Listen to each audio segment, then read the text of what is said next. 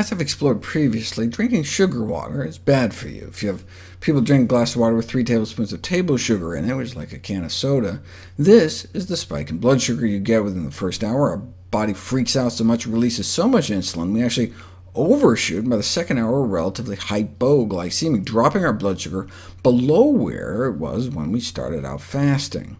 In response, our body dumps fat into our bloodstream as if we're starving, because our blood sugars just drop so low. And the same thing happens after drinking apple juice. Here's what happens to your blood sugar in the 3 hours after eating 4.5 cups of apple slices. It goes up, comes down. But if you eat the same amount of sugar in apple juice form, about 2 cups, your body overreacts, releasing too much insulin. You end up dipping below where you started.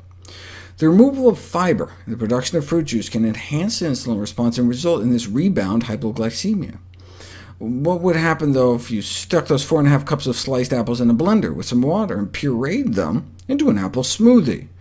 It would still have all its fiber, yet it still caused that hypoglycemic dip.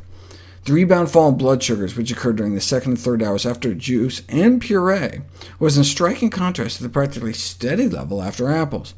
This finding not only indicates how important the presence of fiber is, but also perhaps whether or not the fiber is physically disrupted, like in the blender.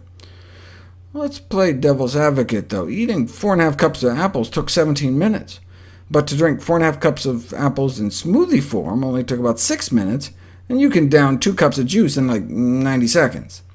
So maybe these dramatic differences have more to do with how fast the fruit entered into our system, rather than its physical form. If it's just the speed, we could instead sip a smoothie over 17 minutes. It would be the same, right?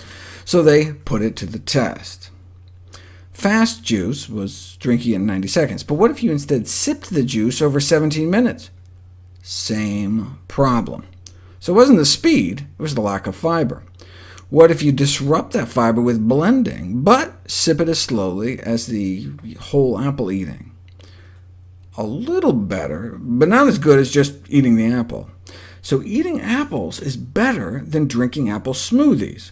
But who drinks apple smoothies? What about bananas, mangoes, berries? There was a study that compared whole bananas to blended bananas and didn't see any difference, but they only looked for an hour, and it was while they were exercising. Bananas in general, though, may actually improve blood sugars over time. The same thing with mangoes, and this was with powdered mango. It can't get any more fiber disrupted than that. It may be due to a phytonutrient called mangiferin, which may slow sugar absorption through the intestinal wall.